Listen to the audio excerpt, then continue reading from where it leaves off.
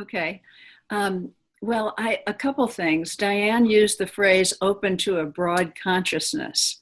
And that's something I can relate to a lot because recently I've been doing a practice that's new to me. And that is whenever I think of it during the day, I just take a really short moment and I relax my body and I stop thinking. And I can't do that for very long. But in that moment of not thinking, it's as if I cleared this big whiteboard of my consciousness. And if a thought drifts by, I don't attach to it. And in those short moments, I have a sense that there's this larger, infinite, unbroken web that I can sort of lean back into, and that I can experience my connectedness to everything without any of my intellectual judgment of preference for right or wrong, good or bad, but just the is of everything. And it's a practice that a friend recently taught me from a group called Balanced View. But the point for me was that I now frequently am able to sit back in that consciousness. And when I do, it's wonderful. It's really great. And it doesn't mean I have to sit for a specific period of time and meditate, which I've never been good at. But it brings that sort of meditative quality into each moment. The other piece for me about being made in the image of God is this notion of creator. And I consider myself a creator in that I love to do any kind of art, anything that's creative. And I've experimented with lots of materials and forms. What I'm looking for in my life now are ways to use my creativity towards social good. So I've been just doing artwork that has real specific purposes and messages.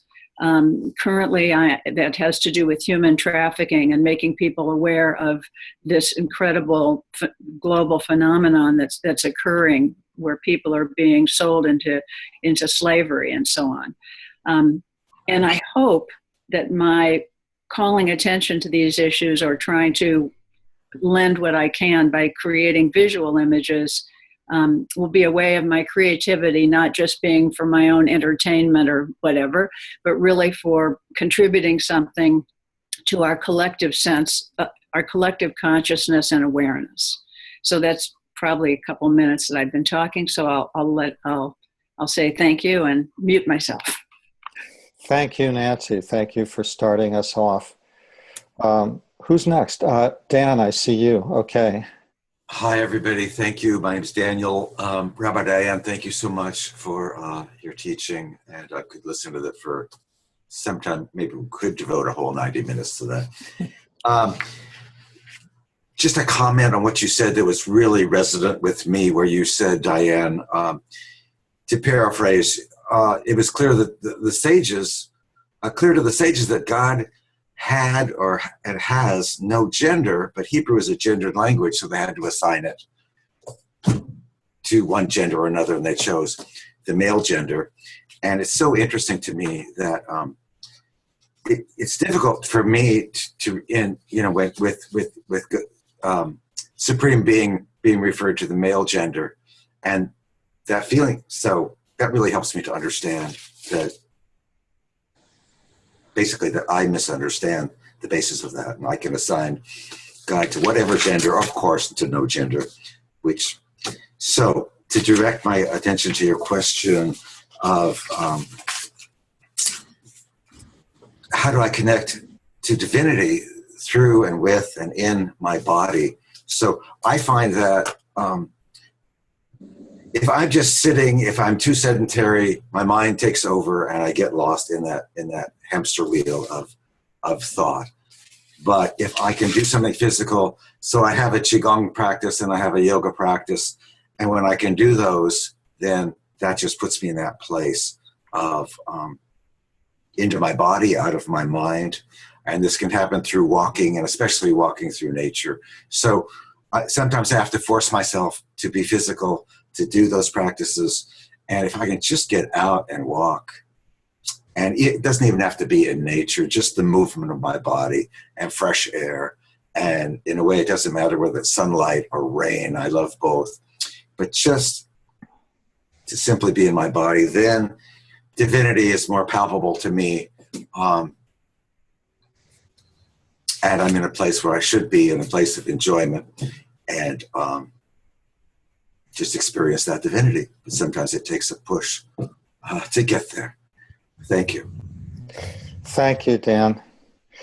I see Steve. I can see you now. You've got your iPad on on visual. So I think we saw a bird earlier, and then we saw you. So like seeing both. Okay, thank you, Dan. Who would like to be next?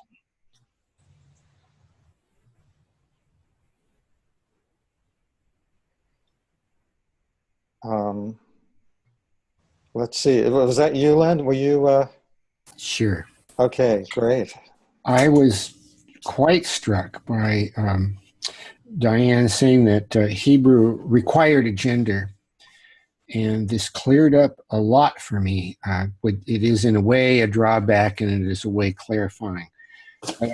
Equally, I was moved by the hour and in our image, in our likeness, and it implied that the creative force or God is diverse, like life is diverse. And it didn't say male or female; it said male and female. And what that means to me is not only our genders, but within each person, that we have that capacity, the feminine, receptive, nurturing, and the initiating masculine. So this is very interesting to me. I identified with the portion on being a bridge between heaven and earth, and just using a lifetime that way, and that that the creative force breathed into me the breath of life and the divine. It meant to me that excellence and the highest is really what works in life, and it reassured me of that. And settling for less than that, which some people call naive or idealistic, is not a worthwhile conversation. That to live a life, to bring the divine to the planet, is really going for excellence and holding to principles. So thank you so much, Diane. This has been opening. Thank you, Len. Zhao, may I call on you next? Whoop. I'm sorry. We both unmuted you at the same time. There you go. Thank you, Diane, and Libby for opening up today's conversation. I think I've been reflecting a lot on this matter, try to connect to the noble nature of myself. And I often tend to feel unworthy and insignificant, and compare myself to others, and don't see the light within myself. A lot of times I keep forgetting about it. So this message keep reminds me I'm created equally with other forms of life. There's no reason for me to disrespect that noble nature in me. And how can I let the light shine through me and to light other light? I've been reflecting on that a lot lately. And also through body, I feel, especially when my mind is quiet, I can connect myself more to the greater openness of this noble nature that includes everyone, every forms of being. And also, what does it mean to be formed in God's image? And of course,